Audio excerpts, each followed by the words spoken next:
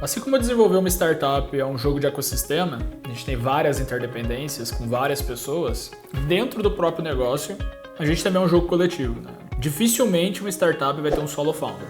A maioria tem um time de founders empreendedores. Por que isso acontece? É muito difícil, sozinho, a gente ter toda a capacidade para tomar todas as decisões, como a gente disse, né? Entender todas as formas de atuar no mercado, usar todo o nosso conhecimento, todo o nosso pensamento paralelo para criar uma solução adequada. Então a gente está falando de um esporte coletivo. E como a gente sabe, né, o talento individual ele pode vencer jogo, mas dificilmente ele vai ganhar um campeonato. Então o que a gente está falando quando a gente fala de startup e é um jogo de time, um jogo coletivo? A gente como empreendedor, como negócio, a gente quer ter um bom desempenho da startup, né? Vender mais, crescer cada vez mais. Só que, para ter um bom desempenho, a gente precisa ter algumas coisas antes. A primeira delas é de que todo time empreendedor ele esteja alinhado. Então que a gente tem um alinhamento de objetivos entre o time. Quando a gente olha para um time empreendedor, a gente tem pessoas com características muito diferentes.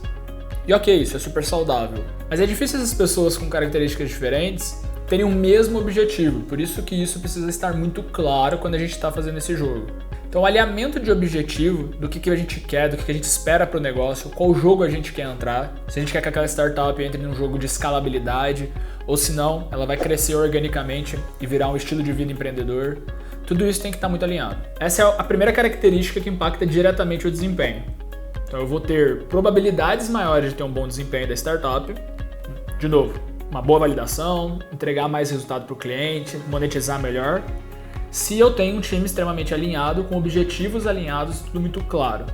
A segunda característica é a heterogeneidade desse time. Quais são as habilidades e competências que esse time tem para formar esse negócio? Como a gente sabe, né, muitos investidores eles questionam isso, né? Qual que é a formação de cada um do time? Quais as competências cada um do time consegue agregar para aquela formação? A gente tem uma pessoa de tech ou de produto, de produção. A gente tem uma pessoa de business que vai ser responsável pela venda. Essas pessoas, elas têm experiência naquele setor de atuação. Tudo isso compõe a formação, e muito mais do que formação técnica acadêmica, a formação de conhecimento, de base, de recursos. Cada uma das pessoas consegue agregar para poder construir o negócio e tomar melhores decisões. Então, esses dois pontos são fundamentais, né? Se a gente tem uma equipe diversa, com competências complementares, que conseguem tomar boas decisões e executar todas as funções que o negócio pede, isso vai ser ótimo para o desempenho. Se essa equipe, mesmo com todas as diferenças entre elas, estão super alinhadas e convergindo para levar o negócio para o mesmo momento de vida, para o mesmo jogo, isso vai ajudar a ter um melhor desempenho. Porém, a gente sabe que nem tudo é flores. A gente está falando de um processo que é um processo de descoberta, um processo de validação, é muito incerto. E essas pessoas, por mais alinhadas que elas estejam, né, por mais querendo entrar no mesmo jogo, os objetivos são os mesmos, são pessoas diferentes. Se a gente tem habilidades diferentes, competências diferentes, reforço, é muito bom para o desenvolvimento do negócio, para o desempenho do negócio, na verdade fundamental. Pessoas diferentes tomam decisões diferentes. Então, se eu sou uma pessoa de negócio, eu vou priorizar algumas atividades de serem feitas. Se o meu sócio ele é de tecnologia, ele vai priorizar que outras atividades sejam feitas. Esse tipo de divergência na tomada de decisão a gente chama de conflito operacional. É natural as startups terem conflito operacional, que é exatamente isso. Eu acho que uma coisa tem que ser feita de uma forma, o outro acha que uma coisa tem que ser feita de outra forma, ou outra atividade tem que ser feita. Isso não tem problema nenhum. O conflito operacional ele faz parte do negócio. Praticamente todas as startups têm conflito operacional. A gente tem inclusive uma série de pesquisas que mostram que esse tipo de divergência ele é até saudável para o negócio, porque ajuda os empreendedores a ampliarem o campo de visão e a tomada de decisão que eles podem ter sobre uma situação, mas esse tipo de conflito ele não pode virar uma briga. Quando essas brigas, né, esses conflitos afetivos aparecem, aí a gente tem um problema na startup. O conflito operacional ele é natural, ele surge quando a gente tem times heterogêneos.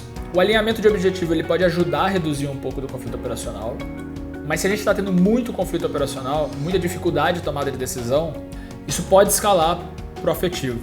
Se isso vai para o afetivo, se isso vira treta, se isso vira um problema, aí isso tem uma correlação direta com um mau desempenho. Uma startup que tem conflito afetivo, que tem briga, que tem desconfiança entre os sócios, né, divergências entre os sócios, isso pode matar o negócio. Em boas palavras, a gente já viu muitos negócios bons que estavam performando financeiramente morrerem por conta de conflito afetivo, por conta de briga. É lógico que quando a startup não está performando, é mais natural que tenham divergências de opiniões e essas divergências acabam indo para o lado pessoal. Mas isso pode acontecer em qualquer cenário, então a gente tem que ficar muito atento a isso. Algum tempo atrás eu tive a oportunidade de fazer uma pesquisa para analisar como que esses conflitos surgiam em startups. Peguei startups que tiveram conflito, entendi como que eles surgiram e como que eles foram mitigados.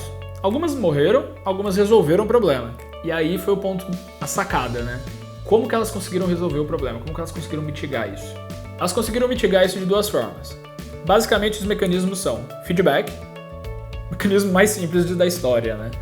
O como que eu falo pro meu sócio o que eu tô pensando, o que eu tô sentindo, e ele fala pra mim o que ele tá pensando, o que ele tá sentindo.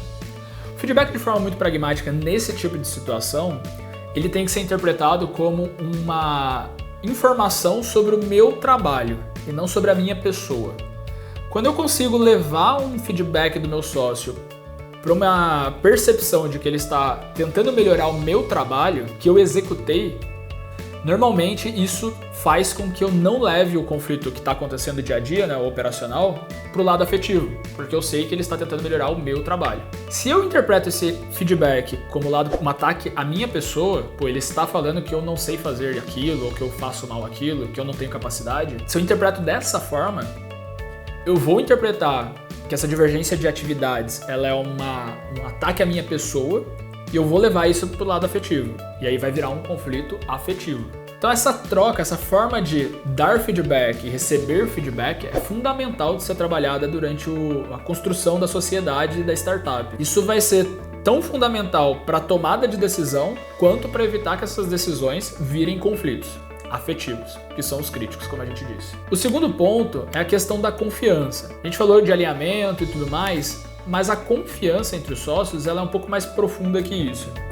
Eu estou dizendo que eu confio que o meu sócio quer o melhor para o negócio, que eu confio que o meu sócio quer o melhor para mim como indivíduo e que eu confio que ele tem a competência técnica, a habilidade necessária para executar as atividades que ele está executando. Se eu tenho essa confiança, esse nível de confiança no meu parceiro, na minha parceira, na minha sócia, o que for, qualquer briga que der no dia a dia, de tarefas, que eu acho que uma coisa tem que ser feita, ela acha que outra coisa tem que ser feita, eu vou interpretar uma vontade muito grande dos sócios de que o negócio dê certo, eu vou olhar isso só pro lado de execução e não vou achar que que essa pessoa está tentando fazer um ataque à minha pessoa. Porque eu confio que essa pessoa quer o melhor para mim. Com mecanismos de feedback bem desenhados, com uma relação de confiança muito bem estipulada, eu consigo mitigar o risco de um conflito de decisões de tarefas virar um conflito afetivo. E com isso eu diminuo a probabilidade do meu negócio morrer ou ter um mau desempenho por conta de brigas. Isso é fundamental. Para fechar, o que a gente busca então num time empreendedor? A gente busca no time um time heterogêneo. Como vocês podem ver aqui no material, esse lado esquerdo aqui, a gente está falando do perfil individual de cada sócio. A gente busca um time heterogêneo, onde cada indivíduo tem as competências necessárias para executar o negócio, e a gente busca indivíduos que tenham maturidade para dar e receber feedback da melhor forma. Tudo isso são competências e habilidades de cada indivíduo que compõe a sociedade e que a gente busca para formar o nosso time. A gente tem também do lado direito aqui toda a relação entre os sócios.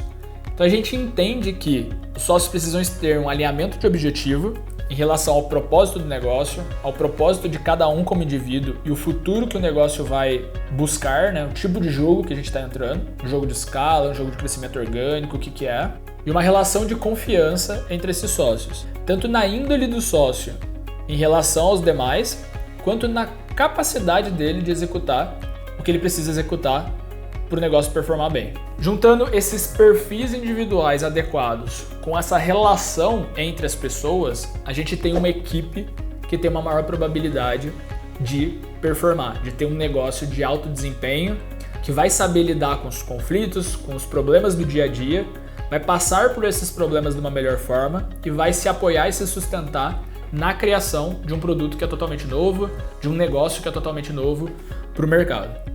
No final do dia, o que a gente está falando é de uma relação, né? Como vocês viram, tem competências individuais, sim, mas tem competências relacionamentais tão fundamentais quanto. E uma relação, assim como a relação de duas pessoas, né, uma relação afetiva, uma relação amorosa, A gente está falando de confiança, de acreditar nas pessoas, de querer as mesmas coisas. Somos pessoas diferentes, isso é natural. Mas faz sentido eu estar com uma pessoa quando eu entendo que junto daquela pessoa eu me torno alguém melhor. Eu sou alguém melhor, eu busco alguma coisa melhor pra mim, pra minha vida, pra nossa vida junto. A sociedade é isso. Ela nada mais é do que um casamento, sem algumas partes, né? Mas a sociedade, ela é isso. Então não faz sentido a gente estar com alguém que a gente não quer conviver, não faz sentido a gente estar com alguém que a gente não acredita naquela pessoa. Porque a gente vai passar muito tempo com essa pessoa e por muitos desafios com essa pessoa. Então é disso que a gente está falando. Como que eu construo uma sociedade, um relacionamento com os meus sócios saudável, de crescimento, onde cada um ajuda o outro a se tornar uma pessoa melhor, um empreendedor melhor. Para casar, a gente precisa namorar antes. Então não precisem se afobar, fechar parceria, fechar sociedade com qualquer pessoa que aparecer nesse momento. Um amigo de infância ou alguém que você realmente conheceu agora. O importante é, comecem de novo, executando alguma coisa, colocando em ação. Tenham esse período de namoro antes de formalizar o casamento.